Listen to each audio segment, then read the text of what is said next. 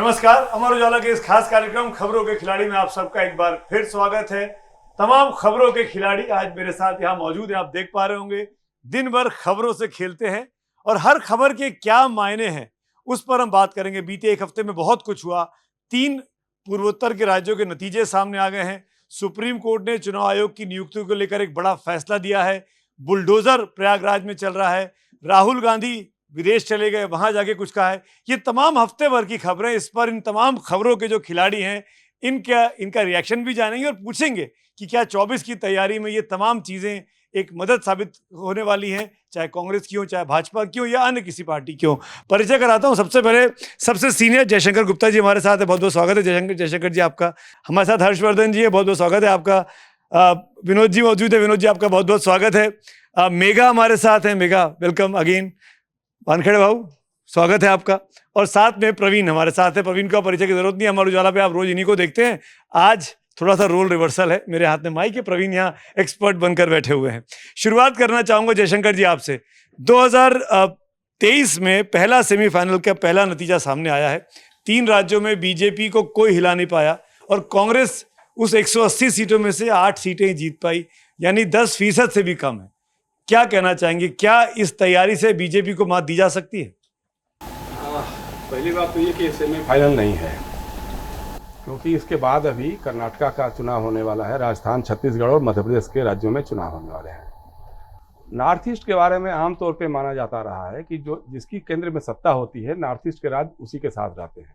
एक समय था कि सारे राज्यों में कांग्रेस की तूती बोलती थी, बीजेपी 0/0 होती थी। दूसरी बात यह कि ये मैं मानने को तैयार नहीं हूं कि ये जो जनादेश इस बार आया है ये भाजपा के पक्ष में है। त्रिपुरा में उसकी सीटें घट गई हैं, मेघालय में 2 सीटें थी, सिर्फ 2 सीटें रह गई हैं। नागालैंड में नेफ्यू रियो की जो पार्टी है उसके साथ ये सहयोगी हैं, साझेदार हैं, तो उनके सहयोग से जो भी हुआ है वो हुआ है। अगर कम हो रही है तो बीजेपी की कम हो रही है, बढ़ रही है तो सहयोगी की मदद से बढ़ रही है। नहीं, ये तुलना ठीक नहीं है। नहीं, लगातार है ना, उन्हीं सरकार है वहां पे।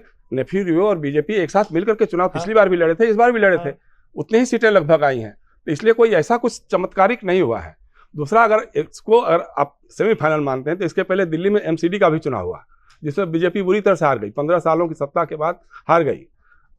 चेयरमैन के सवाल पे लगातार हो रहा था ये खरीदेंगे, वो खरीदेंगे, इस बार नहीं होने देंगे, उस बार नहीं होने देंगे, हल्ला हंगामा करेंगे। उसमें हुआ चेयरमैन का भी चुनाव, वो हार गए।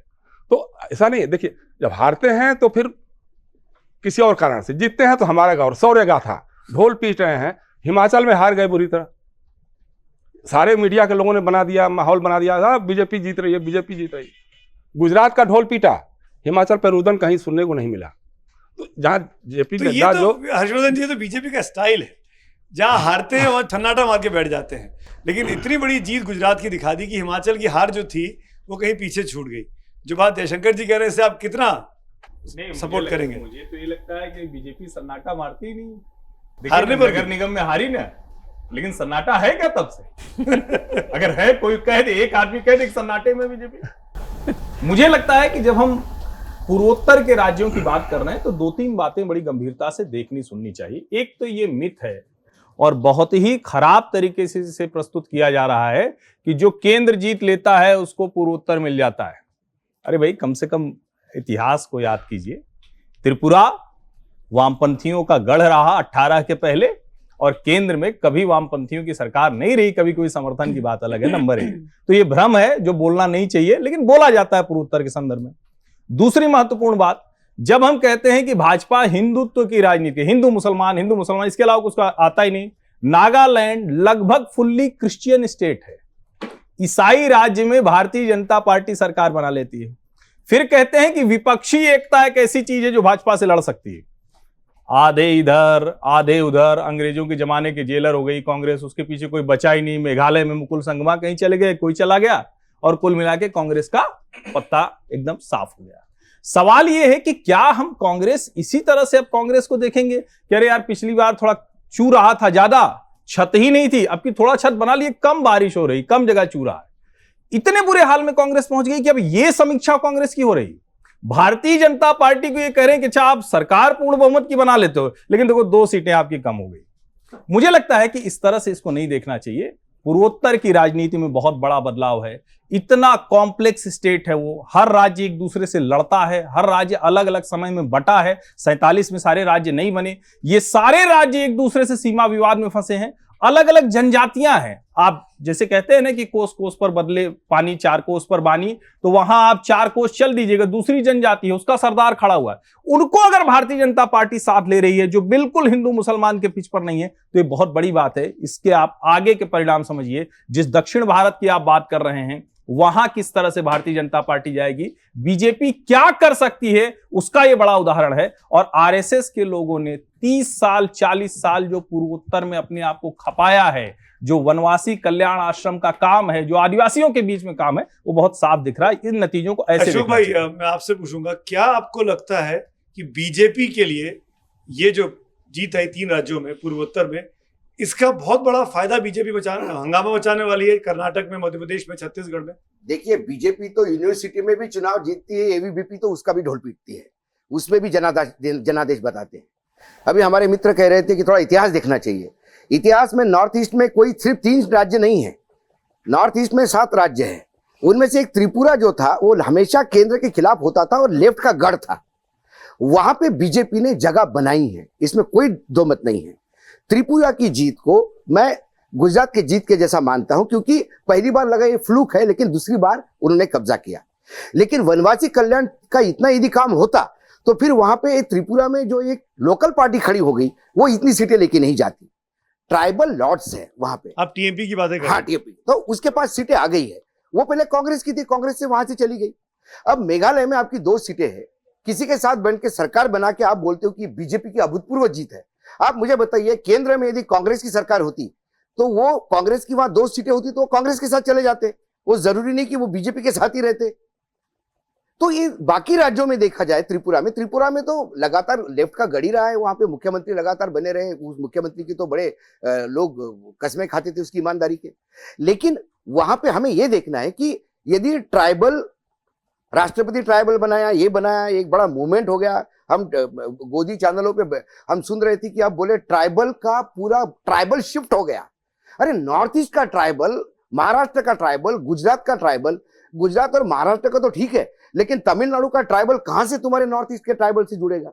नहीं होता। लेकिन आप एक परसेप्शन बन, देखिए चुनाव में परसेप्शन बनता है, और जब परसेप्शन तो बीजेपी के लिए बना ना, परसेप्शन बीजेपी इसी का तो फायदा उठाएगी भाव। बीजेपी को लगता है उन्होंने परसेप्शन बनाया, बीजेपी को लगता है सेलिब्रेशन हुआ, मोदी जी आए बीजेपी पार्टी दफ्तर में, एक बात सुनिए ना, मर जा मत जा वाला। अरे मुझे बताइए ना, उसी परसेप्शन से हिमाचल तो नहीं आया, उसी परसेप्शन से दिल्ली तो नहीं आया, छत्तीसगढ़ तो नहीं आया। बार बार बीजेपी कह रहे थे आप, बीजेपी। एक गुजरात और उत्तर प्रदेश छोड़ा तो बीजेपी का अपनी सरकार कहाँ है? सब तो उधार के सिंदूर पे है।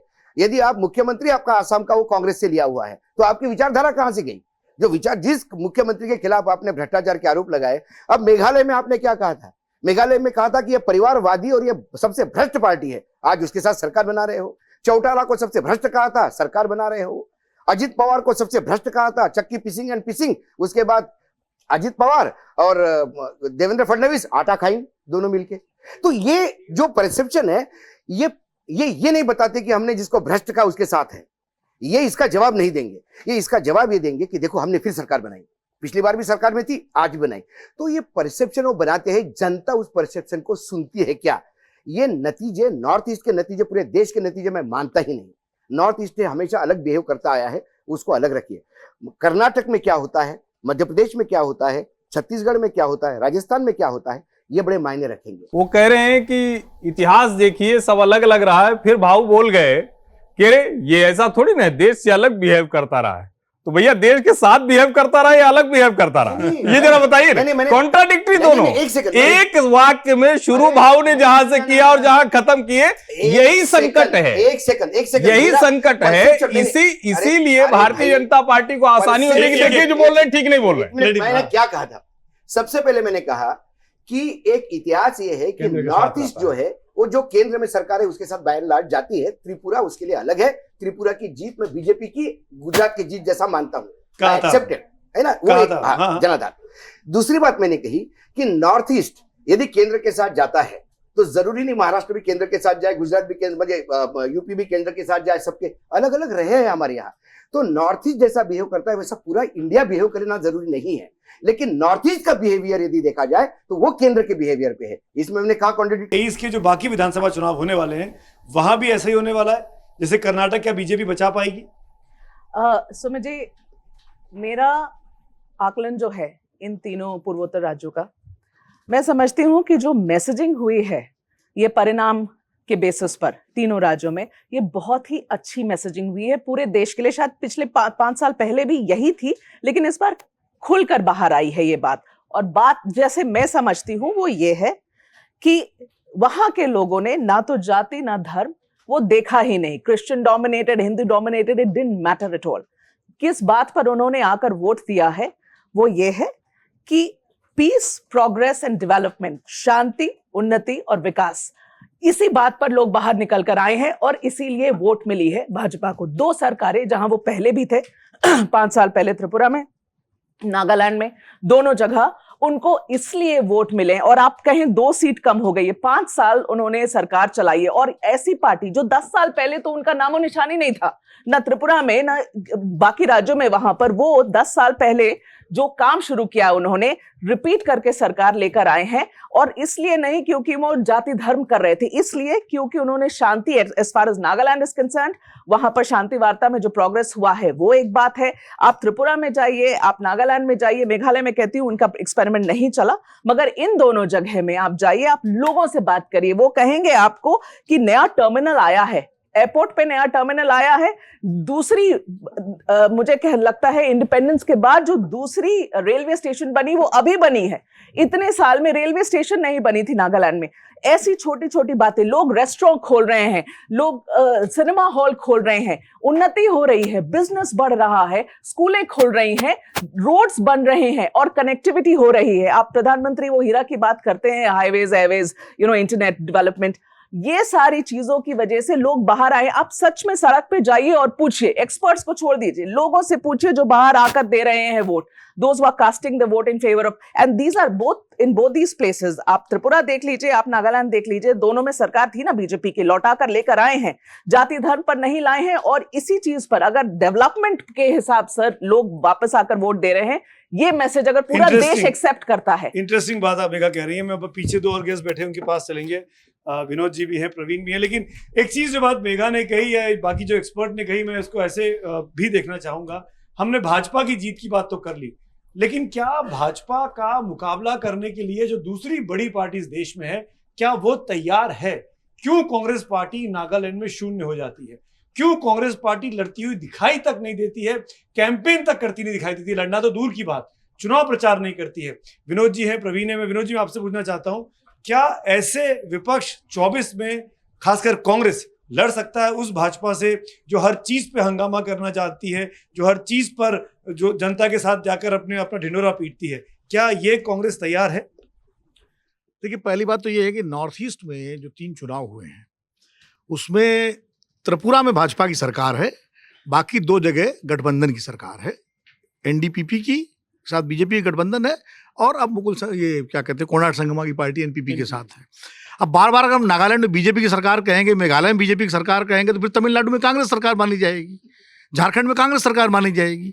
फिर तो उस परिभाषा से हमको एनडीए की सरकार कहना चाहिए, क्योंकि अगर मतलब फैक्चुअल टर्म में देखो आप, लेकिन एक परसेप्शन बना दिया गया, चैनलों में बीजेपी प्लस लिखा हुआ नागालैंड के बारे में, मतलब मेजर पार्टनर एनडीपीपी है लेकिन आ रहा है बीजेपी प्लस। यानी आप जनता को बताना चाहते हैं बीजेपी नागालैंड में स्वीप कर रही है, और स्वीप उसका गठबंधन कर रहा है जिसका लीडर एनडीपीपी है। तथ्य ये है, तथ्य ये नहीं है कि अब मेघालय में अगर 2 या 3 सीटें आ रही बीजेपी की, जो 60 सीटें लड़ी थी वो, और पिछली बार भी इतनी थी।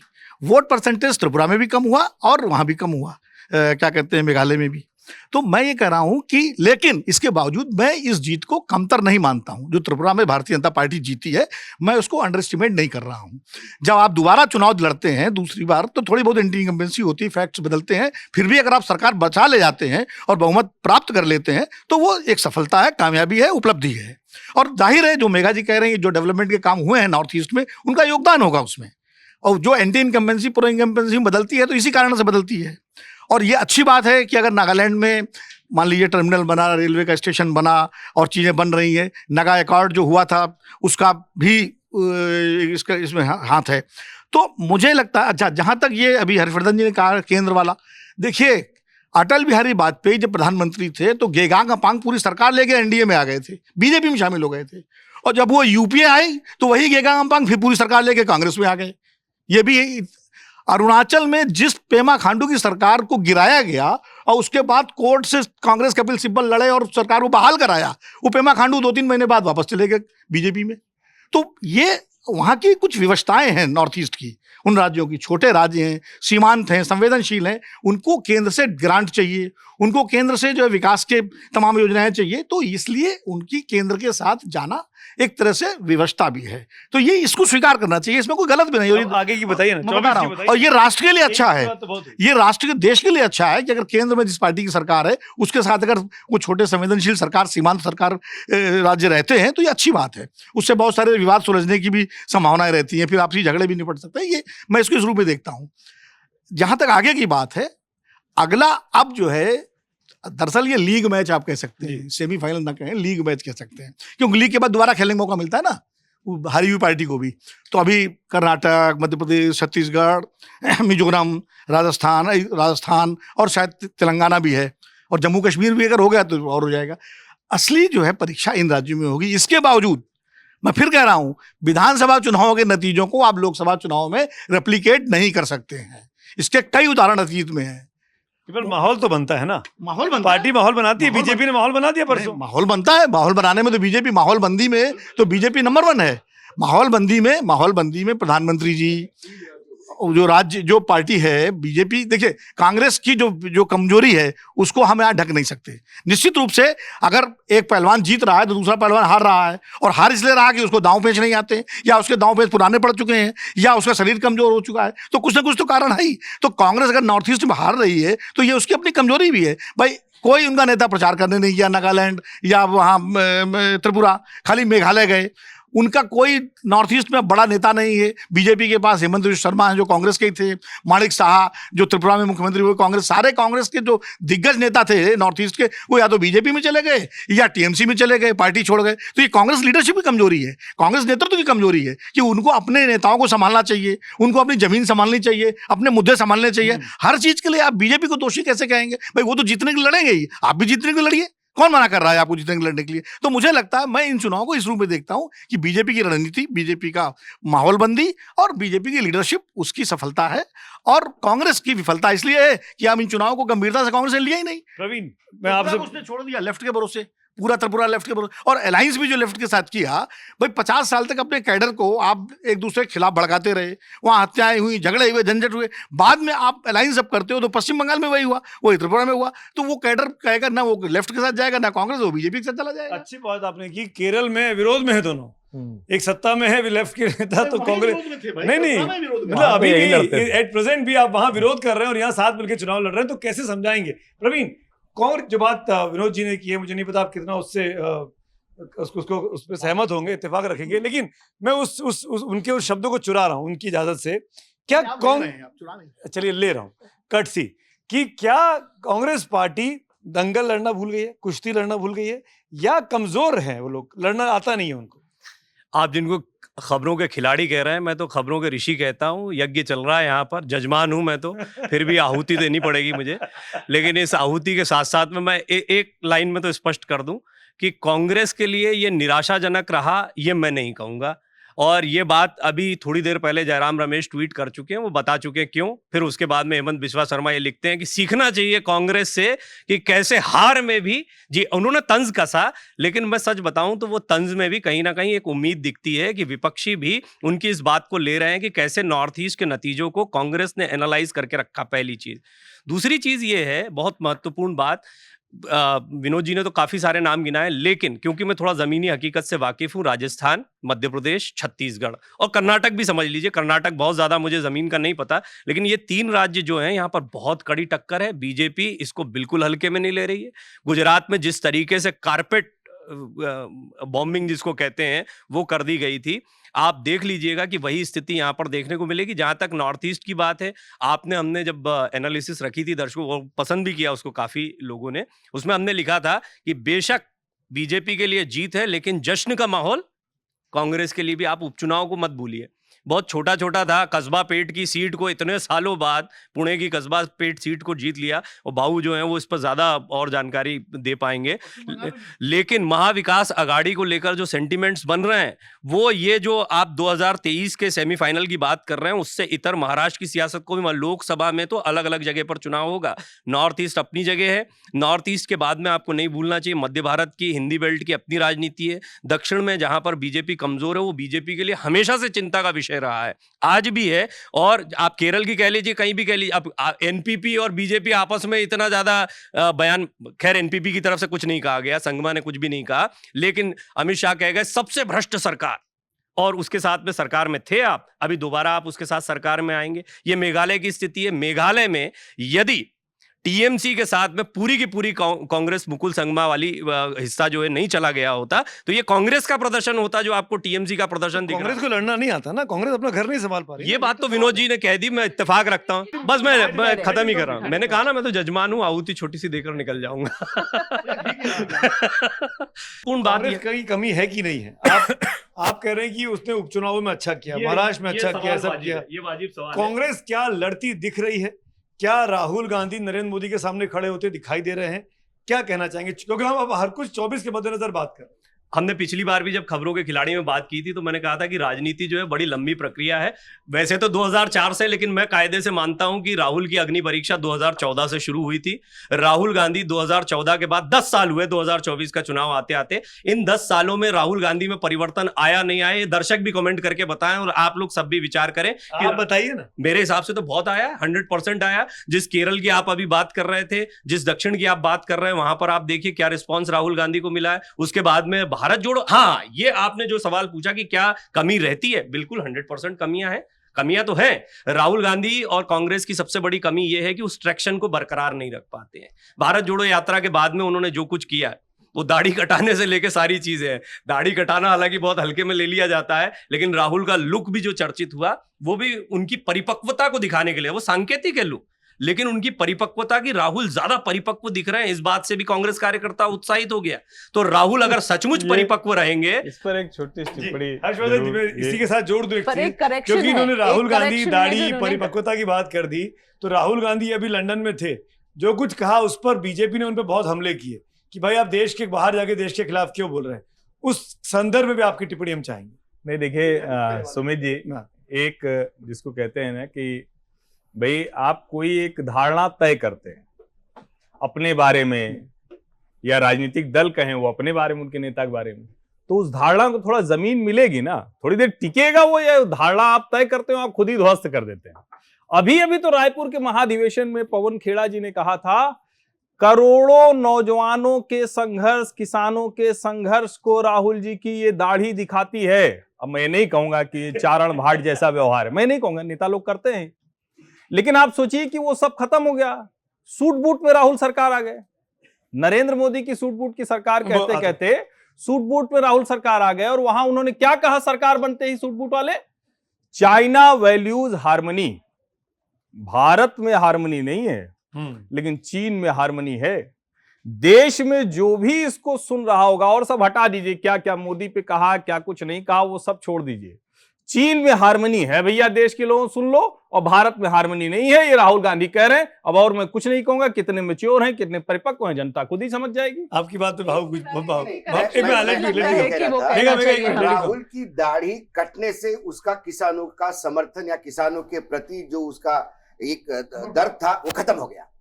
बंगाल में जब हमने नहीं कहा, ये पवन जी ने कहा, पवन जी ने ये कहा था कि दाढ़ी दिखाती है, लेकिन दाढ़ी कटने के बाद दाढ़ी के साथ ही ये जाएगा, ये पवन ने नहीं कहा था, ये आपका परसेप्शन है। वैसे ही परसेप्शन हमारा ही है। बंगाल के प्रति प्रेम दाढ़ी बढ़ा के, गुरु रविंद्रनाथ टैगोर जैसी, वो चुनाव हो गए तो दाढ़ी फिर ट्रिम हो गई।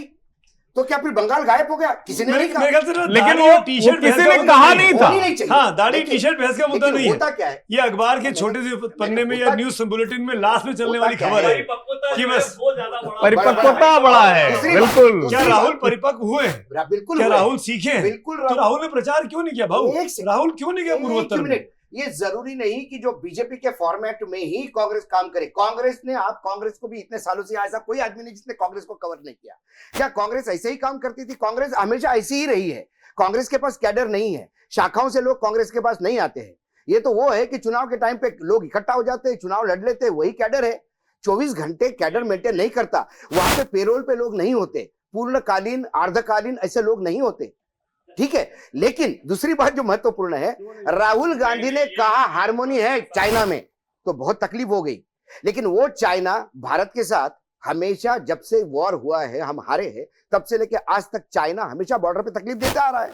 लेकिन उन चाइनीज को जब आप झोला झुलाते हो, आज भी चाइना से जो हमारा इंपोर्ट एक्सपोर्ट है वो आज भी चाइना से सबसे ज्यादा है। आपका एक विंग चाइना का बहिष्कार करता है और आपकी सरकार लगातार इंपोर्ट की परमिशन देती है और इंपोर्ट करवाती है।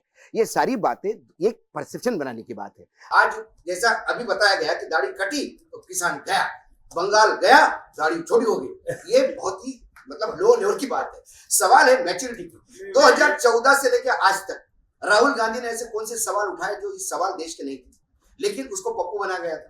पप्पू किसने कहा? क्या राहुल गांधी ने कहा था कि आलू डालने के बाद सोना निकलेगा? क्या वो पूरा, यदि उसका स्टेटमेंट सुना तो आपको नहीं लगता क्या राहुल ने कहा था कि पाइन एप्पल की जगह एप्पल बनता है नॉर्थ ईस्ट में? उसने पाइन एप्पल ही कहा था, देश के प्रधानमंत्री ने उसको एप्पल बना दिया। ये आप किसी को एक ध्वस्त करते हैं इमेज, ये आजकल तो कांग्रेस लड़ती क्यों नहीं इस इमेज? कांग्रेस इस पूरे परसेप्शन वॉर में कांग्रेस क्यों हार रही है? कांग्रेस हमेशा सीधी सीधी लड़ाई लड़ती थी। अब 2014 के बाद ये लड़ाइयां उल्टी हो गई। कांग्रेस भी करेगी। कांग्रेस ने भी सूट बूट निकाला था, नहीं कांग्रेस ने भी सूट बूट निकाला था। अब क्या हुआ, एक कैश मिला यूपी के चुनाव में, एक कैश मिला वो किसी घुटके वाले का किसी इतर वाले के पास, वो चेपा गया समाजवादी पार्टी को। प्रधानमंत्री से लेके गृह मंत्री तक ये अपने रैली में उनका पैसा बताते थे। इनके पास तो इंफॉर्मेशन ठीक होगी, वो पैसा कहाँ है, किसको सजा हुई, क्या हो गया, सब सेटलमेंट हो गया। आज उतना ही कैश कर्नाटक में मिलता है। क्या कोई चैनल उस पर बात करने को तैयार है? क्या बीजेपी उसको बात करने को तैयार है? वो पैसा कहां से आया? 8 करोड़ रुपए। वो 8 करोड़ रुपए जो सोप एंड डिटर्जेंट लिमिटेड जो कर्नाटक की कंपनी है सरकार की, उसका डायरेक्टर एमएलए अकाउंटेंट है। 80 लाख रुपए का डिमांड था, एक टेंडर था सप्लाई का, 40 लाख लेते हुए पकड़ा गया। 8 करोड़ कैश मिला। क्या कोई है इसमें? क्या ये पैसा बीजेपी को नहीं जा रहा है? क्या ये पैसा, इसी पैसे से लोग नहीं खरीद रहे? ये परसेप्शन बनाया जा सकता है। तो ये कौन सिखाएगा कांग्रेस पार्टी को? बनाए कांग्रेस पार्टी एक जी सेकंड, बोलिए। एक सेकंड, होता क्या है, परसेप्शन कैसा बनता है मैं बता रहा हूँ आपको। कांग्रेस को बोलना चाहिए ना कि बीजेपी के एमएलए के पास पैसे मिले। कांग्रेस को किसने आगे। रोका है? आप कैमरा कहते इधर, हैं ना, कैमरा इधर। आप कहते हैं कि इमेज को ध्वस्त कर रहे हैं, राहुल गांधी को पप्पू बना दिया। अरे भाई, राहुल गांधी की पीआर मशीनरी कहाँ है? आप हर चीज बीजेपी के ऊपर क्यों थोप रहे हैं? क्यों थोप रहे हैं आप बीजेपी के ऊपर सारी बातें? ठीक है, आप ध्वस्त कर रहे हैं, पप्पू बना रहे हैं, तो आप क्या कर रहे हैं? फिर आप क्या कर रहे हैं? आप इतने कमजोर हैं, फिर मान लीजिए कि आप कमजोर हैं, आपको पता ही नहीं है। और मीडिया मैनेजमेंट की बात आप कह रहे हैं, मैं एक आपके मुझे कोई नहीं बोल रहा। एक सेकंड, हाँ, बोलिए, मेगा खबर कंप्लीट, कहाँ से कंप्लीट। पता चली? मेन स्ट्रीम मीडिया में कल डिस्कशन हुई बकायदे कि कर्नाटका में ये हुआ है, ठीक है, तभी लोगों को पता चला। तो ये दोष मत नहीं, दीजिए। उनका ये कहना है कि दिन भर नहीं चला। अभी उनका ये कहना है कि सिर्फ खबर दिखा के निकल गया, दिन भर हिंडोरा नहीं पीटा। ये शिकायत है उनकी। नहीं, सुमित, मैं अभी की बात कर रहा हूँ। एक सेकंड, और आप एक सुमित जी, मैं ऐसे कितनी 30 साल से खबरें हैं दिल्ली जो में हूँ। मीडिया नहीं दिखाते कई हैं? प्रधानमंत्री देखे, लेकिन किसी प्रधानमंत्री ने ये नहीं कहा किसी चैनल के मालिक को कि आपने आपके चैनल पे वही लोग रखे हैं जो मेरे खिलाफ बोलते हैं। ये बोला है किसी प्रधानमंत्री ने? कभी नहीं बोला। डायरेक्शन तिवारी जी ने जो बात बोली कि मुकुल सांगमा कांग्रेस तोड़कर चले गए टीएमसी के पास, और अगर नहीं जाते तो शायद ये सारे लोग जो हैं वो प्रदर्शन कांग्रेस की होती। भाई साहब, मैं आपको पहले एक बात बताना चाहती हूँ कि शायद राहुल गांधी इन तीनों राज्य में से एक ही उसी राज्य में गए थे, पहली बात। दूसरी बात ये है कि जो 12 लोग को तोड़ कर गए, वो 12 लोग को भी नहीं जिता सके। ठीक है, आप 21 से नीचे अगर 5 रुक गए हैं और आप जो तोड़ के ले गए उनको भी नहीं जिता सके, आप सिर्फ 5 को जिता कर आए, तो ये जीत है कि हार है कांग्रेस की? ये जो आकलन है वो गलत है, वो आकलन भी गलत है। तो कांग्रेस से टूट कर गए ना, कांग्रेस से टूट के गए, तो आप जो कह रहे हैं कि कांग्रेस में रह जाते तो शायद जीत जाते। मैं कह रहा हूं कि अब आप लोग ध्यान से सुनिएगा, क्योंकि अभी अशोक वानखेड़े जी ने कहा कि आप लोग 8 करोड़ में पकड़ा गया, भाजपा विधायक का बेटा था और उस पर टीवी चैनल नहीं चलाता। मैंने न्यूज एजेंसी एएनआई की खबर के बाद ट्वीट किया, उसको पुलिस पकड़ चुकी है, जो विधायक है उसको उस पद से इस्तीफा देना पड़ गया है।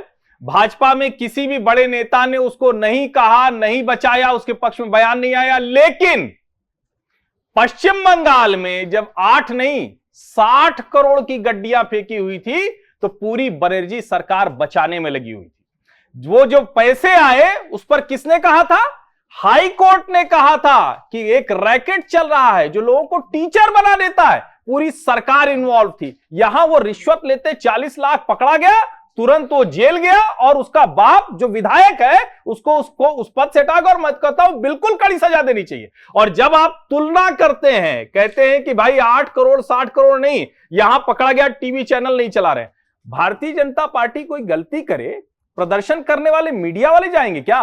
टीवी चैनल धरना प्रदर्शन करता है क्या? आज तक नहीं किया टीवी चैनल ने। जितना प्रदर्शन कांग्रेस करेगी टीवी चैनल चलाएगा, खबर भी चलेगी। हर्षवर्धन जी, अच्छा किया जो कुछ कर्नाटक में हुआ, इस्तीफा दे दिया वगैरह वगैरह वगैरह। नहीं उसको एक मिनट, लेट मी आस्क, क्या Bharatiya Janata party corrupt party नहीं हो गई अब? क्या बीजेपी पर यह इल्जाम नहीं लगेगा कि आप भी करप्शन के साथ दे रहे हैं? नहीं, बिल्कुल बहुत गंभीर आरोप है, चुनाव है, गंभीर आरोप है। आपके विधायक का बेटा है वो, और आप निश्चित तौर पर विधायक का बेटा है तो उसी आधार पर लिया, वरना वो तो क्लर्क है, अकाउंटेंट या क्लर्क है, उसके ऊपर आरोप लगेगा। भ्रष्टाचार पार्टी है वो, उससे कहा जाए निश्चित तौर पर लड़ेगी ही। मैं यही तो कह रहा हूं ना कि वहां जो ये काम कांग्रेस पार्टी का, और हम तो ये कह रहे हैं ना, हमने भी वो ट्वीट किया है, आपने भी देखा होगा, फिर से कह रहा हूं कि भारतीय जनता पार्टी इस आरोप से बच नहीं सकती। कर्नाटक में चुनाव है और भारतीय जनता पार्टी के ये आरोप अगर लग रहे हैं तो कांग्रेस कहां खड़ी है? कांग्रेस से प्रदर्शन करे ना, क्यों नहीं करती जी? कांग्रेस कहां खड़ी है? आप देखिए कि मेघालय में 26 विधायक जीत के आए हैं एनपीपी के, 5 कांग्रेस के, 5 टीएमसी के, और दूसरा जो मेघालय में उनकी साथ कोलैबोरेशन में थे यूडीएफटी या क्या था, यूडीपीआर, उसको मिले हैं 12 या 14 मिले। मेघालय की सरकारी पार्टी जिसके खिलाफ बीजेपी खूब भाषण कर रही थी, वो कांग्रेस के पास सपोर्ट के लिए नहीं जा रही है, वो टीएमसी के पास सपोर्ट के लिए नहीं जा रही है, वो यूडीपीआई के पास नहीं जा रही है। विनोद जी ने समझाया कि उनको केंद्र की सरकार के साथ रहना पड़ता है। यही मेरा कहना है। दूसरी बात ये, जैसे देखिए तो दोहरे चरित्र के लोग हैं ना, इसमें कोई दो राय नहीं है। तो दोहरे चरित्र राजनीति में हर कोई होता है, होता है। कोई चरित्रवान है कौन? अरे भाई सुनिए जी, यूपी में, राजस्थान में गाय हमारी माता है, मियाँ उसको खाता है, उसको मारेंगे। मेघालय में बीजेपी के राज्य के प्रेसिडेंट ने कहा हम गोमांस खाते हैं, गोवा में भी कहा, केरल में तो कहा था कि हम अगर सरकार बनेगी तो बेस्ट क्वालिटी का गोमांस ला करके खिलाएंगे यहाँ पर। उसके बारे में किसी टीवी चैनल ने चर्चा की कि बीजेपी का एक नेता सार्वजनिक तौर पे कह रहा है, ये कहा कभी कि गाय हमारी माता है, भाजपाई उसको खाता है? ये तो नहीं कहा कभी भी। तो इस तरह की बातें जो है ना, चैनलों का अपना एजेंडा सेट होता है, वो आईटी सेल सेट कर देता है कि इस विषय पे बहस करना है, इनको बुलाना है, उनके गेस्ट भी तय हो जाते हैं। खुदा न खास्ता कभी कभार हमारे जैसे लोग भी पहुंच जाते हैं तो नेपथ्य में कहीं बिठा दिए जाते हैं, उनसे चर्चा सवाल भी नहीं पूछे जाते हैं। तो ये सारा खेल हो रहा है, इसमें कहीं दो रहा है। आपने जैसे आंकड़े शुरू में गिनाए थे, बहुत अच्छे थे। 180 विधायकों का विधानसभा, 3 विधानसभाओं के 180 सीटों के लिए चुनाव हुआ। कांग्रेस को 8 सीटें मिली, भाजपा को कितनी मिली? 46। कितने परसेंट हुए? 26%। 26% को हम बहुत बड़ी सौरगाथा बता रहे हैं कि हमारी सौरगाथा है। जैसे विनोद ने कहा ना कि भाई नेफ्यूरियो के साथ आपकी सरकार थी, आप आ गए, फिर से आप सरकार बना रहे हैं, ठीक है। त्रिपुरा में आप, तो मतलब बीजेपी अभी भी 24 हार सकती है, बीजेपी 24 नहीं जीत रही? नहीं, इसका आसान कर रहा हूँ चीजों को समझना। नहीं, ये देखिए क्या होता है, तो भविष्य के गर्भ में है जी। 2019 का चुनाव हारते हारते पुलवामा अटैक हो गया, फिर बालाकोट, और ये पूरा अलग बच गया, सरकार बन गई उनकी, दोबारा हो गया, कोई दिक्कत नहीं है। अब देखिए माहौल कैसे बदलता है। पिछले चुनाव में राजस्थान में, मध्य प्रदेश में, छत्तीसगढ़ में, तीनों में कांग्रेस जीती थी प्रचंड। बिल्कुल। लेकिन जब लोकसभा के चुनाव हुए तो तीनों राज्यों में कांग्रेस 0 हो गई, बीजेपी सारी सीटें आ गई, एक सीट छोड़ करके बाकी तो सारा वही लोग जीत के आ गए। तो इसलिए कब कौन सा इशू, हाँ, तो अभी ये बात का आकलन करना कि जो 23 की शुरुआत में हुआ वो 24 तक होगा, बहुत जल्दबाजी कोई होगी। मतलब नहीं। नहीं, देखिए मैं बार बार कर रहा हूँ कि अभी एक तो पहली बात है कि अक्सर बात होती है विपक्षी गठबंधन की, तो कोई गठबंधन जो है वो 1 साल पहले नहीं बनता, ये इतिहास में हम लोग देख चुके हैं, वो आगे भी यही होगा। तो चुनौती जो है बीजेपी के सामने अभी किसी विपक्ष की संयुक्त रूप से नहीं है, लेकिन अलग अलग राज्यों में अलग अलग क्षेत्रीय दलों के साथ उसकी लड़ाई है। महाराष्ट्र में अघाड़ी के साथ है, पश्चिम बंगाल में ममता के साथ है, दिल्ली में और पंजाब में केजरीवाल के साथ है, और कांग्रेस भी होगी पंजाब में और वहाँ, तो अलग अलग राज्यों में है। मैं कह रहा हूँ कि अभी पानी बहुत बहना है, लेकिन फिर मैं कह रहा हूँ आज की तारीख में अभी तैयारी की दृष्टि से अगर देखें तो बाकी दलों की तुलना में बीजेपी आगे है। मैं तो देखिए डिजिटल की भाषा समझता हूँ। डिजिटल में मैं देखता हूँ कि और ये कार्यकर्ताओं की बात नहीं, आईटी सेल अपनी जगह काम करते हैं, लेकिन मुझे ऐसा लगता है कि कांग्रेस के प्रति एक सिंपैथी देखने को मिलती है डिजिटल पर। आप चलाइए, अभी राहुल गांधी ने कुछ अच्छा किया, ये बिल्कुल ठीक है, दोनों है, हमें तो खबर चलानी है, बैलेंस खबर चलती है, दोनों है। राहुल गांधी पे चलती है तो बीजेपी वाले जो हैं वो नाराज हो जाते हैं, बीजेपी पे कुछ चलती है, योगी जी का कुछ चलता है, बुलडोजर की कार्यवाही चलती है, उसकी तारीफ होती है तो कांग्रेस वाले नाराज हो जाते हैं। हमें लगता है हम अपना काम सही कर रहे हैं। दर्शक पाठक क्या चाहता है बस। ये तो अभी बाऊ ने और मेघा जी ने, और अभी एक मीडिया पर चर्चा शुरू हो गई, और आपको पता है कि जब आप बैठे थे तो 150-200 कमेंट इसी बात पे आए थे कि मीडिया निष्पक्ष नहीं है, मीडिया निष्पक्ष नहीं है। इसलिए मैं इस बात को बिल्कुल खारिज करता हूँ। हर खबर चलती है, लेकिन हाँ, लोगों की दिलचस्पी रहती है। अब वो जो एजेंडा सेटिंग वाली बात है, वो नाराजगी है, वो भी एक नैरेटिव है। कांग्रेस की तरफ से भी एक नैरेटिव रखा गया है, नैरेटिव की राजनीति होती है, इसमें कोई दो राय नहीं है। बीजेपी की तरफ से नैरेटिव की बात कही गई, अभी कई जगह कई पैनलिस्ट ने कही है, तो कांग्रेस की तरफ से कोई नैरेटिव नहीं रखा जा रहा है या मीडिया का इस्तेमाल नहीं किया। वो जाते हैं, वो यूट्यूबर्स के साथ में बात करें, क्योंकि उनको समझ में आ गया कि आज का मीडिया ये है, वो तमाम यूट्यूबर्स को अपने इंटरव्यूज दे रहे हैं। अब बात ये राहुल गांधी की बात कर रहे हैं? जी बिल्कुल, राहुल गांधी की और कांग्रेस की बात कर रहा हूँ। वो जानबूझ के दिया, ऐसा नहीं कि चैनल नहीं चल रहे थे, सारे चैनल वाले बेचारे दौड़ रहे थे कैमरा ले लेकर, जानबूझकर उनको सिलेक्टिव तरीके से अलग रखा गया। वो एक अलग रणनीति है, और देखिए रणनीतियां सभी बनाते हैं, लेकिन जहां तक बात है आगामी चुनाव की, आपने बहुत सिंप्लीफाई करके सवाल पूछा, वो महत्वपूर्ण है, जो आपने जयशंकर जी से पूछा था कि 2024 में क्या हो रहा है, क्या टक्कर दे पाएगी कांग्रेस। आप 2 स्टेटमेंट याद रखिए। ममता बनर्जी कहती है अपनी अपनी जगह पर चुनाव लड़ो और जब बाद में देख लिया जाएगा समीकरण क्या। शरद पवार कहते हैं कि जब तक कांग्रेस के छाते के नीचे नहीं आओगे कोई मोर्चा तैयार नहीं हो पाएगा। ये 2 स्टेटमेंट बहुत महत्वपूर्ण है, क्योंकि दोनों चेहरे बहुत महत्वपूर्ण है। अब इन दोनों को कैसे मिलाया जाए, ये बहुत महत्व की बात है, और इन दोनों में से बात कौन सही कह रहा, क्योंकि मैं राजनेता नहीं हूं और मैं अपनी राय रखना भी नहीं चाहता, क्योंकि पॉलिटिकल पार्टी सुनने वाली नहीं है। वो आप वही करेंगे जो उनके रणनीतिकार बता रहे होंगे। लेकिन मुझे ऐसा लगता है कि विपक्षी एकता को दिखाना एक बहुत बड़ी चुनौती है, और अगर इसको दिखाया जाता है और एक चेहरे को, सर्वमान्य चेहरे को सामने रखा जाता है, तो 2024 में चुनौती कड़ी होगी। बिल्कुल ठीक कहा गया। जो बहुत कठिन पहाड़ चढ़ने को आप बोल रहे जयशंकर जी ने हैं, एक चेहरा लेकर आए। नहीं, ये जो प्रवीण ने सवाल खड़ा किया है कि दोनों को मिलाने की जिम्मेदारी, ये जिम्मेदारी मल्लिकार्जुन खड़गे को निभानी पड़ेगी। सबसे बड़ी पार्टी के अध्यक्ष वही हैं। राहुल गांधी से ज्यादा एक्सेप्टेबिलिटी अपोजिशन लीडर्स के बीच में बातचीत में मल्लिकार्जुन खड़गे की रहेगी, क्योंकि मल्लिकार्जुन खड़गे मैच्योर लीडर हैं, वो सबसे बात कर सकते हैं। अब वो कितने हद तक की भूमिका निभा पाते हैं ये उनको तय करना है, और शायद कर्नाटक के चुनाव के बाद स्थिति ज्यादा साफ होगी। और कर्नाटक से वो आते भी हैं तो उनके पास उनका सब कुछ सारा दांव ही लगा हुआ। 2 साल पहले मेरी, मतलब अभी रिसेंटली शरद पवार से बात होगी तो उन्होंने 2 साल पुराना एक वाकया बताया। उन्होंने कहा कि ये ममता जी वगैरह सब जब मेरे पास आई थी तो मैंने एक बात कही थी कि ये फ्रंट वंट का लफड़ा छोड़ो, सब पहले अपने अपने राज्यों से बीजेपी को बाहर कैसे करते हो इस पे वर्कआउट करो, क्योंकि हर राज्य की तासीर है। अब बंगाल में यदि वो लड़ रही है ममता, तो बोले मैं क्या कर सकता हूँ, मैं एक मोरल सपोर्ट दे सकता हूँ, मेरा कैडर तो वहाँ है नहीं। ममता यदि मेरे पास आके सुप्रिया के साथ वहाँ भाषण दे तो सुप्रिया को कितना वोट परसेंटेज वो कन्वर्ट कर सकती है।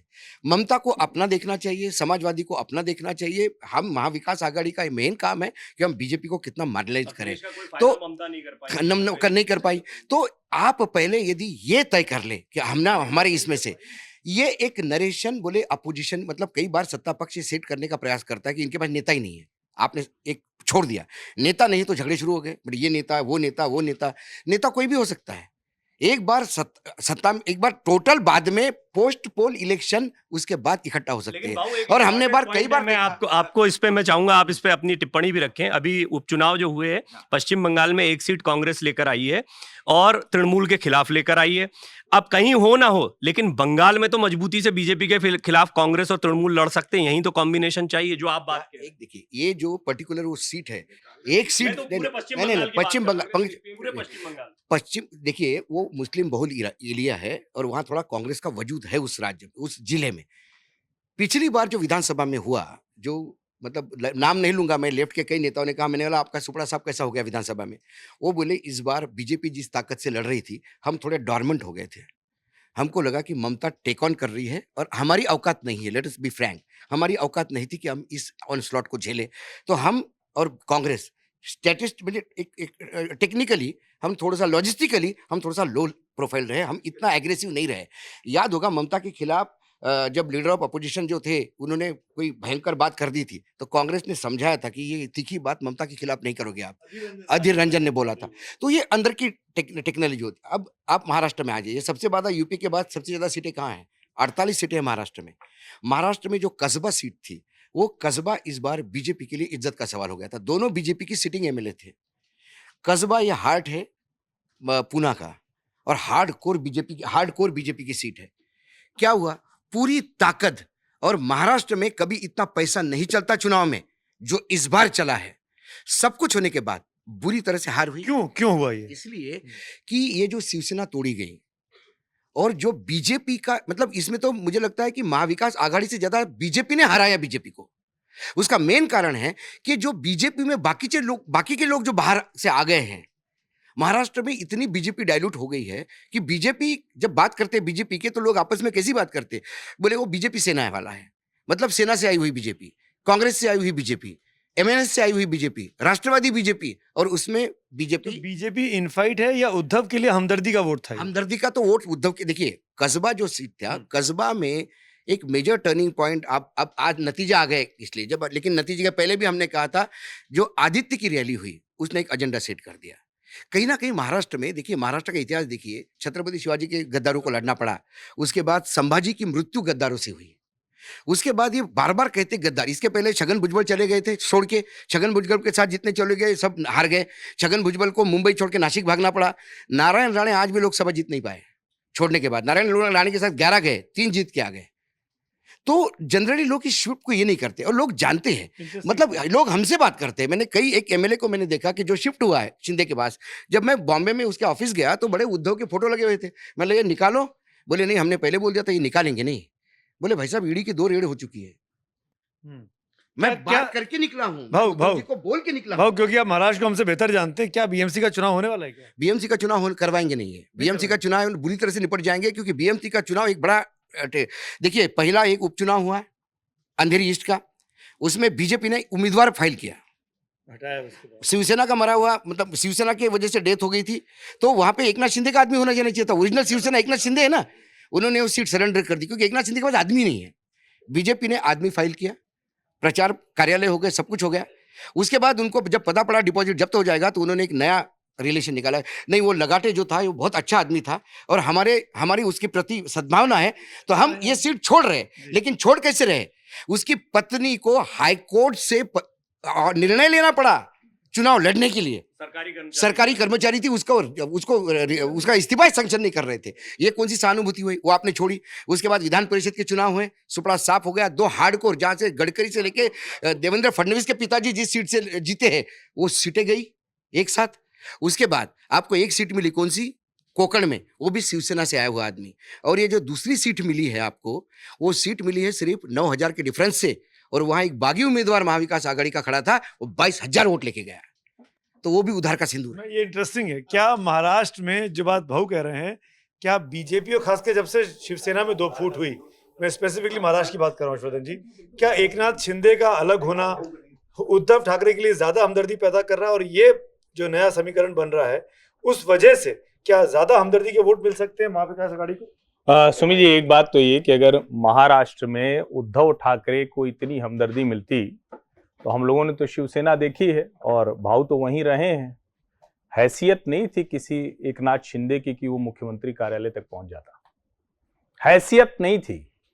और शिवसेना की शाखाएं एकनाथ शिंदे के कब्जे में गई हैं। इस सत्य को जितनी जल्दी उद्धव ठाकरे और उनके समर्थक स्वीकार कर लेंगे उतना उनके हित में होगा। क्यों मैं कह रहा हूं ये? जब आप कहते हैं कस्बा पेठ बहुत बड़ा झटका है भारतीय जनता पार्टी के लिए, लेकिन पूरे महाराष्ट्र में जिस तरह से भारतीय जनता पार्टी और जो बाला साहब ठाकरे के एक तरह से कहे कि विरासत को लेकर आगे आने की बात कर रहे हैं एकनाथ शिंदे, उन्होंने जिस तरह से जो हिंदुत्व की राजनीति है उसका एक समीकरण बनाया है वो शानदार है। जहां तक रही बात कि क्या उद्धव ठाकरे को एक कहते हैं ना सहानुभूति मिलेगी, तो अगर सहानुभूति मिलनी होती तो ये कोई भी कहते, ये बात हमको समझ में नहीं आती कि सब ईडी सीबीआई ने करा दिया, जिसको नहीं कर पाते वो ईडी सीबीआई से डरता नहीं, और जो चला आता है कहते हैं ईडी सीबीआई से डर गया है। ये बड़ा विचित्र सा है। जहां हार गए, जहां हार गए वहां कह रहे हैं 9000 वोट से हारा है, दूसरा वाला नहीं बताया कितने वोट से जीता है। जहां जीत जाते हैं वहां बताते हैं कि देखिए ये वाला समीकरण है। मैं कह रहा हूं कि 2 राज्यों के इतने जबरदस्त चुनाव पे क्या नतीजे आए उसकी आप बात कर लीजिए, और 2 विधानसभा के उपचुनाव कैसे आए, और क्या हम झारखंड में, हर्षवर्धन जी क्या बात हो रही है, तमाम दर्शक देख रहे हैं, महाराष्ट्र बड़ा राज्य है, वहां की विधानसभा के उपचुनाव भी बड़ी सीटें हैं कंपैरेटिवली नॉर्थ ईस्ट की सीटें, और ऐसे में बीजेपी अगर 30-32 साल पुरानी सीट हारती है कस्बा पेठ की तो चर्चा तो होगी नहीं, उसके लिए बड़ी चुनौती है। कस्बा पेठ अपने आप में ऐसी सीट है जो भारतीय जनता पार्टी और उनके रणनीतिकारों को सोचना पड़ेगा, उनके लिए बहुत बड़ा झटका है ये। लेकिन दूसरी सीट जो एनसीपी को हराई है तो वो मतलब वो ठीक है, वो सब सही है, वहां कोई दिक्कत नहीं है। वो एनसीपी की सीट थी नहीं, वो जगताप बीजेपी का विधायक था, बहुत पॉपुलर था, और वो मतलब पिंपरी चिंचवड़ जो है ये अजित पवार का गढ़ माना जाता है, उसमें वो हार गई, उसमें वो चुनाव जीता था, तो वो तो धाकड़ आदमी था, उसके विधवा को टिकट दिया, लेकिन उसकी विधवा कम से कम 50-60 हजार से वोट से हार जीत जानी चाहिए थी। मतलब जितनी सीटें, जितना वोट जगताप को मिला उससे ज्यादा तो विधवा को मिलना चाहिए था, उतना तो मिलना चाहिए था। वो नहीं, उससे भी ये तो पूरी बात तो सुनो यार, मेरी बात तो सुनो ना, उससे कम हुआ। और एक जो अलग जो लड़का जिसने विद्रोह किया वो 22,000 वोट लेके गया। मैं एक आपको कैलकुलेशन बता रहा हूँ। दूसरी बात, आप यदि ये कहे कि उद्धव ठाकरे की वो हिम्मत नहीं थी, देखिए ये जब स्प्लिट हुआ ना तब उद्धव ठाकरे सत्ता में था। जब मैं लगातार बॉम्बे जाता हूँ और मेरा तो जीवंत संपर्क रहता है, जब ये बातें होती थी ना, जब कंगना रणावत कुछ कहती थी तो शिवसैनिक जब बात होती तो वो कहते थे कि ये सरकार से निकल जाना चाहिए, हमको फालतू सरकार में आ गए, बोले नपुंसक बन गए हम, ये उनका सोच था।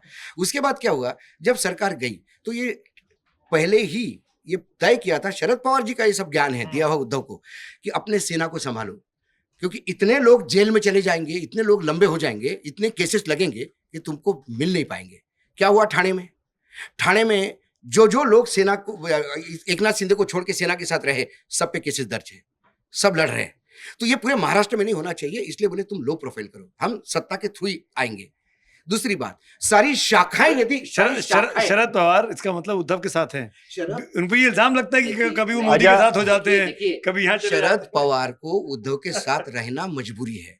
महाविकास आघाड़ी, यदि सरकार महाविकास आघाड़ी सत्ता में नहीं आती तो शरद पवार का रोल केंद्र में नलिफाई हो जाता, कि महाराष्ट्र में ही अपनी सरकार नहीं बचा पाए और आप तो अभी रह गया क्या? तो वो अभी कोई रोल रह गया है क्या? नहीं, देखिए रोल शरद पवार 3 में न 13 में कोई पूछ रहा नहीं है, जब भी आप उनको इतना बड़ा नेता बना रहे हैं। अशोक भाई ये वाला भाव ठीक नहीं, बताइए ना, पश्चिम महाराष्ट्र के कुछ जिलों की पार्टी, पूरे महाराष्ट्र की आप पार्टी बता दे रहे हैं, अरे ऐसे कैसे? ये वाला नहीं चलेगा, ये वाला देखिए ठीक नहीं। शरद पवार बड़े नेता हैं, जुगाड़ू हैं, खूब तिकड़म करना जानते हैं। बम धमाका 12 जगह पे हुआ, 13वां जबरदस्ती जोड़ दिया मस्जिद के अंदर, जिससे कि हिंदू मुसलमान हो जाए, ये सब आप कहिए तो हम मानते हैं। बाकी आप कहाँ कह रहे, कौन से नेता है वो बताइए? नेता इसी को तो कहता है, हाँ, हिंदू मुसलमान जो कर दे शरद पवार वो नेता है। नहीं, मैंने ये नहीं कहा, don't put your words in my mouth. 12 से 13 किया, अच्छा मैं जो कह रहा हूँ झूठ बोल रहा हूँ, तथ्य है कि नहीं? आप बताइए 12 से 13 किया था कि नहीं? 13वां बम धमाका नहीं हुआ था या हुआ था? हुआ था। कहाँ हुआ था? उन्होंने बाद में खुद मान लिया, श्री कृष्ण आयोग की रिपोर्ट में है कि मैंने इसलिए कहा कि हिंदू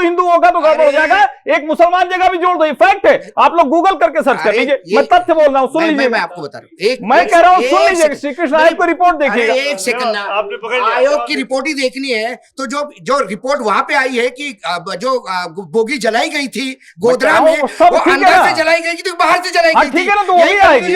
अरे उसमें भी बात होगी ना, क्लीन चिट देते हो ना। हम तो अभी शरद पवार बात कर रहे थे, आप फिर दूसरी जगह चले गए। मैंने क्या कहा आपको? देखिए मैं उसी पे बात करूंगा जिस पे बात नहीं, मैं उसी की बात तो करूंगा। उस पे आइए ना। शरद पवार को इतना बड़ा नेता है, और अगर शरद पवार उद्धव की पार्टी चला रहे हैं तो उद्धव पार्टी का बर्बाद होना तय है। जो आपका प्रतिद्वंदी है वो आपका पड़ोसी आपके घर की बात तय कर रहा है, आपका घर बर्बाद होना तय है। उद्धव की बर्बादी शरद पवार लिख दे रहे हैं। हो गए। अब मैं बताता हूं उद्धव बर्बाद किस में हुए। उद्धव बर्बाद बीजेपी में हुए। बीजेपी के साथ जाके उद्धव की स्थिति आज ये हो गई। आबाद तो उसको शरद पवार ने किया। आप ऐसा कैसा कहते, और कहते कि हिंदुत्व की लड़ाई। बाला साहब ठाकरे ने एक चुनाव मुस्लिम लीग के साथ मिलकर लड़ा था। बाला साहब ने एक मेयर समाजवादी जो उनके ट्रेडिशनल, क्योंकि वहां पे डांगे और ये जो लेफ्टिस्ट थे, जो समाजवादी थे, समाजवादी विचारधारा के लेफ्टिस्ट थे, जॉर्ज फर्नांडिस, इनके मदद से एक मेयर जीता। बाला साहब हमेशा कहते थे सत्ता में आने के लिए ये सब होता है, लेकिन हिंदुत्व मेरा फुल पैंट का है, बीजेपी जैसा हाफ पैंट का नहीं। तो अभी भी तो सत्ता में आने के लिए उद्धव ने हाथ जोड़ा कांग्रेस के साथ। इसमें क्या बुरा हुआ? तो ठीक है ना। नहीं, मुझे तो फिर हिंदू हृदय सम्राट नहीं होना चाहिए। हिंदुत्व का सिर्फ एक लाइन, हिंदुत्व का झंडा सिर्फ बीजेपी उस हिसाब से तय नहीं कर सकती कि हमारे साथ आए तो हिंदुत्व। नहीं, एक लाइन, पीडीपी के साथ जा सकते हो, सिर्फ एक लाइन, पीडीपी के साथ जा सकते हो, आप पीडीपी के साथ जा सकते हो, सिर्फ एक लाइन। इतनी बुरी पार्टी तो कम से कम एक लाइन, एक लाइन सिर्फ। सुमित जी, आपको कम से कम इतना आइडिया होना चाहिए था कि जब उद्धव ठाकरे बीजेपी का साथ छोड़कर और बीजेपी के वर्ड्स में अगर यूज करें तो पीछे से चाकू मारकर आगे निकल गए और शरद पवार और कांग्रेस का हाथ पकड़ा, तो सबसे पहला रिएक्शन कहां हुआ था पता है? उनके खुद घर में, उनके घर के आसपास जो दादर का एरिया है ना। अरे ठहरिए सर, दादर का एरिया है ना, दादर के एरिया में जाइए, मैं थी वहां पर, दादर के एरिया में जाइए, जितनी अब्यूजेस आप सोच सकते हैं वो उनके खुद के लोग उनके लिए निकाल रहे थे। क्यों? क्योंकि आपने हाथ किसका पकड़ा? कांग्रेस का, जो पूरी जिंदगी बाला साहब ठाकरे पूरी जिंदगी उन्होंने खपा दी। अगर एक कांग्रेस, अगर एक पार्टी के अगेंस्ट पर उसके बाद तो परसेप्शन चेंज हो गया ना। परसेप्शन कोई चेंज नहीं हुआ। इमरजेंसी को समर्थन किया था बाला साहब ने, इमरजेंसी को समर्थन किया था बाला साहब ने। जिस बाला साहब ने इमरजेंसी को समर्थन किया था, बर्बाद हो गए हैं उद्धव ठाकरे। बीजेपी और वो बाला साहब आदर्श बेगा को बोलने दीजिए। और उद्धव ठाकरे खुद ही मान रहे हैं ना, उद्धव ठाकरे क्यों बर्बाद हुए? पूछ रहे हैं ना ये आपसे सवाल, क्यों बर्बाद हुए? और सहानुभूति ही एक चीज है बची अब उनके पास, उसी पर डिपेंड करना पड़ेगा आगे। मैं जयशंकर जी को लाना चाहूंगा। सुमित जी 2 लाइन बोले, सिर्फ 2 लाइन। जयशंकर जी नहीं 2 लाइन बस बोल लूं क्योंकि जुड़ा हुआ है। ये बताइए, अगर सरकार बना लिया था उद्धव ठाकरे को लेके, तो शरद पवार तो बहुत बड़े रणनीतिकार हैं। दिग्विजय उन्होंने देवेंद्र फडणवीस ने जो कर दिया, तो अब बड़ा चाणक्य कौन है महाराष्ट्र का? देवेंद्र फडणवीस या शरद पवार? बड़ा चाणक्य केंद्र सरकार है, जिसके पास केंद्र सरकार होती है उसके हाथ में राज्य होता है। कहां की बात कर रहे हो आप? देखिए फिर आप केंद्र में आ गए, यानी जब बन गई तो केंद्र नहीं था, तब भी तो केंद्र था। अच्छा सुनिए तब भी केंद्र था। एक मिनट, एक मेगा भाव विनोद जी एक मिनट भाव बहुत पैशनेट आदमी है, पर आप लोकतांत्रिक भी हैं, आप सबको बोलने देते हैं भाव, बोलने दीजिए। विनोद जी मेगा एक मिनट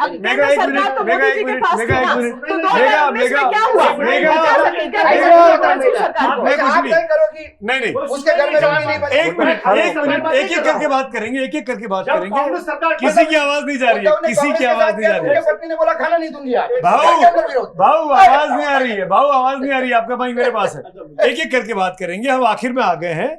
जो लोग नहीं बोल पाए या कम बोल पाए उनको मौका मिलना चाहिए। नहीं फिर आप अपनी बात कह लीजिए। मैं ये कह रहा हूं कि आज से नहीं, जब भी केंद्र सरकार जो होती है उसके हाथ में सत्ता के सारे सूत्र होते हैं, चाहे वो कांग्रेस के जमाने की बात रही हो, चाहे आज की हो। और राज्यों में जब नेतृत्व परिवर्तन होता है तो राज्यपाल की बहुत बड़ी भूमिका होती है। आप गुजरात में शंकर सिंह वघेला जब मुख्यमंत्री बने थे, गुजरात की सरकार टूटी थी तो केंद्र सरकार की भूमिका थी, देवगौड़ा की सरकार थी उस समय। जितने इंदिरा गांधी के जमाने में राज्य सरकारें जो है टूटी, वो केंद्र सरकार की भूमिका थी। आज वही हो रहा है, राज्यपाल का रोल सबसे इंपॉर्टेंट हो जाता है उस समय। और ये इतिहास की तमाम घटनाएं उठा के आप देख लीजिए। एक मिनट सुन लीजिए, मैं कहा व्यग्रता मत करिए, बोलने दीजिए मुझे। अगर आज केंद्र में गैर बीजेपी सरकार होती तो क्या एकनाथ शिंदे हिम्मत कर पाते शिवसेना तोड़ने की? कर पाते? नहीं कर पाते। तो फिर भाजपा जाती कि मतलब वैसे ही सरकार होती। एक छोटी सी बात, एक छोटी सी बात, क्योंकि उन्होंने कहा बस एक ही लाइन, क्योंकि उन्होंने कहा कि केंद्र सरकार जिसके हाथ में होती है, राज्य मोस्ट लाइकली उन्हीं के हाथ में जाएगा। अगर आप यही एग्जाम्पल आपको लगाना है तो सचिन पायलट ने भी तो रिवोल्ट किया था, क्या हुआ? भाजपा सरकार बना पाई? आपने कहा ना, भाजपा सरकार बना पाई और 2019 में, और मैं ये कहती हूं पाएगा सरकार बनाएगा। 2019 में देवेंद्र फडणवीस ने भी सुमित, क्या वो बच सकती एक छोटा पॉइंट, एक मिनट छोटा point, You cannot equate Rajasthan with Maharashtra at no way. आपकी बारी। राजस्थान का कोई भी विधायक महाराष्ट्र के उन 41 विधायकों से पैसे से मामले में रईस नहीं है। भाऊ एक मिनट बोलने दीजिए ना। आप पैशनेट हैं, आप लोकतांत्रिक भी हैं, भूलिए मत कि आप डेमोक्रेटिक है, सबकी बारी आनी चाहिए। मैं 3 बार जयशंकर जी का नाम ले चुका हूं। जयशंकर जी, महाराष्ट्र में क्या शिवसेना का भविष्य, शिवसेना मतलब उद्धव सेना स्पेसिफिकली बोल रहा हूं, उद्धव ठाकरे, आदित्य ठाकरे का कोई भविष्य है राजनीतिक तौर पर, या पूरी की पूरी पार्टी जिस तरीके से एकनाथ शिंदे को मिल गई है अब खत्म होने की कगार पे ठाकरे परिवार? नहीं, ऐसा तो नहीं लगता है, ऐसा तो नहीं लगता है। क्यों? उद्धव ठाकरे अगर कांग्रेस और एनसीपी के साथ ईमानदार गठबंधन को चलाएंगे तो उनकी स्वीकार्यता तो होगी, इसमें कहीं दो राय नहीं है। और दूसरा यह है कि देखिए, जिस ढंग से राज्यपालों का, राजभवनों का या संवैधानिक संस्थाओं का दुरुपयोग हो रहा है, हालांकि अतीत में भी हुआ है, कांग्रेस के ज़माने में भी हुआ है, इसमें कहीं कोई दो राय नहीं है, जैसा विनोद भी कर रहे थे। आप देखिए, चुनाव आयोग ने जिस ढंग से फैसला दिया कि एकनाथ शिंदे की शिवसेना असली शिवसेना है, तीर धनुष चुनाव चिन्ह उनका है, आमतौर पे जितने भी इस तरह के हुए हैं, मतलब 70 से लेकर के 69 में जब कांग्रेस टूटी थी, तो मैं भविष्य की बात कर रहा हूं, आप अतीत में जा रहे हैं। खाली इतना साफ कर दूं कि इंदिरा गांधी का एक था इंडिकेट बना था और सिंडिकेट निजलिंगप्पा और मोरारजी भाई लोगों का था। उस समय चुनाव आयोग ने कांग्रेस का चुनाव सिंबल सीज कर लिया था और कांग्रेस को किसी कोई पार्टी नहीं माना था।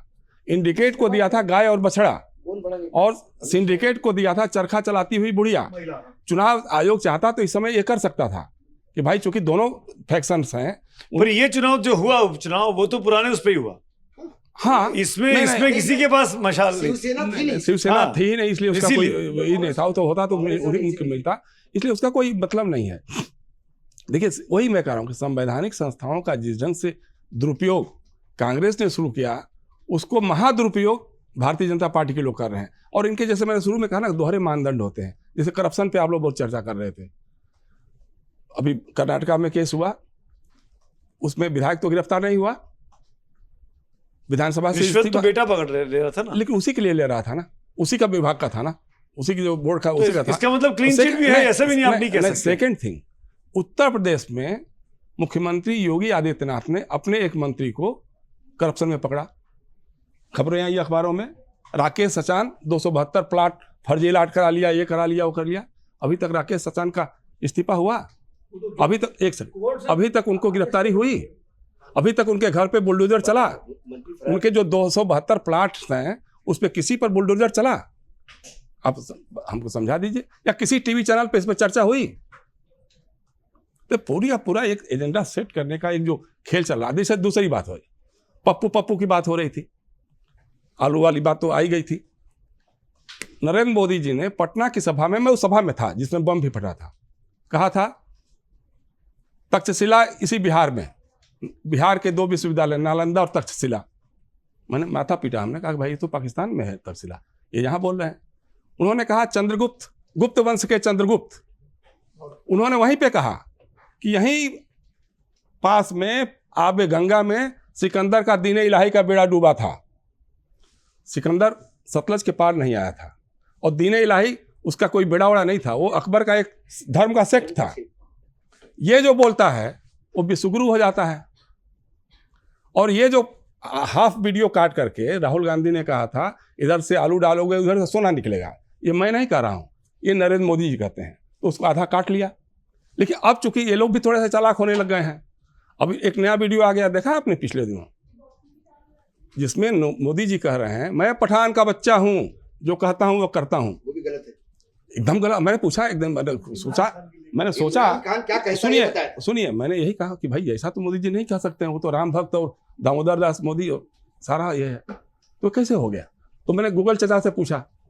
गूगल चचा ने बताया कि नहीं, वो भाषण में कभी कह रहे हैं कि मैं जब इमरान खान से मिला था तो इमरान खान ने कहा कि मैं पठान का बच्चा हूं, मैं जो कहूंगा वो देखिए, करूंगा। सोशल मीडिया के जमाने में ये सब नहीं, चीजें तो सोशल मीडिया होंगी। ने मीडिया ने आपको इस परसेप्शन की लड़ाई को कैसे सवाल अपने हक में नहीं, बदलना सवाल है? सवाल वो ये नहीं है। प्रयास सवाल होना क्या चाहिए। है? इस क्या मामले- किसी कांग्रेस के राहुल गांधी या नेता ने ये कहा कि देखो ये पठान का बच्चा कहता है अपने आप को? किसी ने नहीं कहा, सर, क्योंकि मैं वो उस पे डॉक्टर नहीं था। कर रहा हूँ। लेकिन ये डॉक्टर राहुल। वीडियो जो आलू वाला था, प्रधानमंत्री को कम से कम चेक कर लेना चाहिए था जब आप और किसी का दूसरा- मजाक अगर उड़ा रहे हैं। प्रधानमंत्री, मैं आप ही से पूछता हूँ, अगर प्रधानमंत्री ने पटना की रैली में गलत बात की, जो जयशंकर जी कह रहे एक हैं, अंतिम बात तो कर दूं कितनी मैं। रैलियों में सोनिया गांधी, राहुल गांधी ने गिना दिया? नहीं सुमित, कहाँ गिनाया? क्यों नहीं गिनाया? मैंने फेलियर कहा, गिनाना ये चाहिए सिर्फ ना? एक- हो सकता है। नहीं एक गिनाना सेकंड, चाहिए ना? क्यों नहीं गिनाया? देखिए, क्या होता है, उससे सुमित, देश नहीं चलता। एक सेकंड बस। इधर हो या इधर हो, फर्क नहीं पड़ता। एक सवाल है कि अंतिम देश बात कर दूं बाकी मैं चीजें कैसी कि हो? कांग्रेस अगर इस लायक होती तो इस हालत में नहीं होती। अब देखिए, बीजेपी की एक मामले में तारीफ बहुत करनी चाहिए। वो 365 दिन 24 घंटे राजनीति करते हैं, राजनीति में सक्रिय रहते हैं। नॉर्थ ईस्ट में चुनाव संपन्न हो गया, मोदी जी अमित शाह कर्नाटक में नजर आ रहे हैं, राजस्थान में नजर आ रहे हैं। कांग्रेस के लोग कहाँ हैं? कभी प्रोएक्टिव नहीं। आप सोचिए कि लोकसभा में प्रधानमंत्री ने, इस देश के प्रधानमंत्री ने कहा था कि शिमला समझौता इंदिरा गांधी और बेनजीर भुट्टो के बीच में हुआ था। ये राष्ट्रपति के अभिभाषण के जवाब में कहा था। लेकिन किसी भी पक्ष के नेता ने, तो जो कांग्रेस ने एक्टिव है किसी ने पॉलिटिक्स प्रिविलेज में, मोशन नहीं लाया। जो उसका ये एक्टिव नहीं है किया। पॉलिटिक्स में, और वो एक्टिव में पॉलिटिक्स में रहते हुए तो चुनाव proactive नहीं जीतने है की ना। कोशिश करता है, तो आदमी राजनीति में इसीलिए आता है। कांग्रेस जो में लगता है राजनीति कभी में सत्ता आकर हो तो भी सत्तारूढ़ रहे, एनजीओ चलाने की सत्तारूढ़ बातें रहेंगे। करे, और वो राजनीति में रहकर भी चुनाव ना लड़ने की बातें करे, या चुनाव लड़ता हुआ ना दिखे। एनजीओ वाली बात नहीं है, राजनीति नहीं। परंपरा है। देखिए, परंपराएं हैं राजनीति में। आपको क्या लगता है, डीएमके एआईडीएमके में वो क्या होता है? तमिलनाडु में डीएमके आती है, एआईडीएमके के बड़े बड़े नेताओं को घसीटते हुए ले जाती है। डीएमके आती है, एआईडीएमके। यही अब देश में होगा। अगली बार जो भी कोई आएगा, अपने विपक्ष के लोगों को घर से ईडी से उठा उठा के लेके जाएगा। सवाल ये है, मैं कहता हूं कि आप ईडी का उपयोग करिए, बिल्कुल करिए, निकालिए सबको बाहर। लेकिन एक ईडी की नोटिस मिलती है, उसके बाद कुछ नहीं होता। शरद पवार मतलब नारायण राणे के खिलाफ पूरा एक दिन विधानसभा में 1,1500 डॉक्यूमेंट ऐसा फेंके थे एक देवेंद्र फडणवीस ने, और बोला था कि ये 100 से ज्यादा कंपनियां हैं नारायण राणे की, इसको जेल में होना चाहिए। आज वो कैबिनेट मंत्री है आपका। सवाल वो है, आप बिल्कुल ईडी का उपयोग करिए, दबा के करिए, और निकालिए इनको सबको, जेल में डालिए। एक जेल में नहीं जा रहा है, 2000 पैसे लेके देखते मैं हैं। माफी चाहूंगा, रेडी हो रही है। मैं माफी चाहूंगा। हाँ, बिल्कुल, जल्दी से। एक हर्षवर्धन जी ने बहुत इंपॉर्टेंट पॉइंट उठाया था, 12 और 13 वाला, जो धमाकों वाला है। मेरी पूरी किताब ही उस पर है, द ग्रेट इंडियन कॉन्स्पिरेसी। मैंने काफी काम किया इस पर। ये पॉइंट इसलिए इंपॉर्टेंट है कि कांग्रेस की जितनी कमजोरियों की बात करते हैं, वो मुस्लिम तुष्टीकरण और हिंदुत्व की राजनीति के बीच लटकी हुई है। इसमें कोई दो राय नहीं। गर्व से कहो हम हिंदू हैं, ये नारा देने वाले बाला साहब ठाकरे की विचारधारा से जुड़ी पार्टी कोई भी दूसरा काम करेगी तो उस पर फर्क पड़ेगा, उस पर असर पड़ेगा। ये 2 पॉइंट बहुत इंपॉर्टेंट है। और जो आपका पहला सवाल था कि कांग्रेस की इससे कैसे उभरेगी, कि जो सॉफ्ट हिंदुत्व हम आजकल यूज करने लगे हैं, कांग्रेस अपनी पुरानी छवि को भी ना तोड़े, इस नई छवि में बीजेपी के पिच पर जाकर ना खेले। ये बड़ा मुश्किल, ये नहीं, प्रवीण ने बहुत अच्छा सवाल उठाया है। अगर आप देखिए, ये चिंता जाहिर है कांग्रेस पार्टी में भी है, क्योंकि हिंदुत्व को लेकर के कॉपीराइट बीजेपी का और संघ परिवार का है। और दूसरी बात यह है कि हिंदुत्व एक, जैसा कि सावरकर ने खुद कहा, कि हिंदुत्व एक राजनीतिक विचारधारा है। इस जो हिंदुत्व के प्रतिपादक हैं, उस सावरकर ने कहा है कि हिंदू और हिंदुत्व का कोई संबंध नहीं है, हिंदुत्व एक राजनीतिक विचारधारा है, और वो कॉपीराइट उनके पास। भारतीय जनता पार्टी के इस विचार के जवाब में इस बार का अगर राजनीतिक प्रस्ताव आप पढ़ें रायपुर का ध्यान से, तो उसमें धर्मनिरपेक्षता शब्द नहीं है, उसमें भारतीयता शब्द है। क्योंकि धर्मनिरपेक्षता को एक तरह से मुस्लिम तुष्टीकरण का प्रतीक बना दिया गया है, जो कि है, इसलिए उसमें पूरे उसमें है कि भारतीयता। तो भारतीयता एक तरीका ये है जिसमें सर्वधर्म संभाव है, जिसमें सबको समावेश करने की बात है। वही एक जवाब हो सकता है हिंदुत्व का, अगर कांग्रेस पार्टी उसको ईमानदारी के साथ लागू करे और उस पर चले, जो उसकी मूल विचारधारा स्वतंत्रता संग्राम से। तो मैं क्या इसको ऐसे देखूं कि कांग्रेस पार्टी ने बीजेपी और संघ परिवार के दबाव में आके धर्मनिरपेक्षता शब्द से किनारा कर लिया है। अब वो नहीं फिर आप ही ने कहा धर्मनिरपेक्षता क्यों नहीं है? नहीं भाई, भारतीयता अपने आप में धर्मनिरपेक्षता सर्वधर्म समभाव है। मैं कहता रहा हूँ, आपको कहिए कि धर्मनिरपेक्षता रखना चाहिए था। का मतलब ही धर्मनिरपेक्षता है, तो कहना चाहिए ना। हाँ, मैं कह रहा हूँ ना, भारतीयता का मतलब ही धर्मनिरपेक्षता और सर्वधर्म समभाव है। सर्वधर्म समभाव है। इंटरेस्टिंग है। खेल है जो बाकी सभी राजनीतिक अध्ययन करते हैं, तो कांग्रेस ने किया, ऐसा क्या बुरी बात है? एक मिनट, सबको चुनाव खिलाड़ी है, सब खिलाड़ी है, सब चुनाव में आते हैं, राजनीति में इसीलिए आते हैं कि उनको चुनाव जीतना है। कोई यहाँ दान पात्र दे के नहीं चल रहा है। सब सिर्फ सत्ता पाना चाहते हैं। कोई सत्ता पाने के लिए कोई कैसी तिकड़म अपनाता है, कोई किसको रणनीति कहता है, कोई तिकड़म कहता है। इस पर जनता का वोट आता है और जनता किसको वोट करेगी अभी आने वाले वक्त में पता चलेगा। तो बहुत बहुत शुक्रिया आप तमाम लोगों का। खबरों के खिलाड़ी का ये खास चर्चा का दौर आगे भी चलता रहेगा, क्योंकि 24 के लिए माहौल को गरमाना भी है और देश को बताना भी है कि आपको किस तरफ वोट करना है, उनका मन भी बनवाना है। बहुत बहुत शुक्रिया। डाउनलोड करें अमर उजाला ऐप और पाएं खबरें लगातार। अगर आप ये वीडियो YouTube पर देख रहे हैं तो हमारे चैनल को सब्सक्राइब करें और बेल आइकन को दबाना ना भूलें। अगर आप Facebook पर ये वीडियो देख रहे हैं तो हमारे पेज को लाइक करें।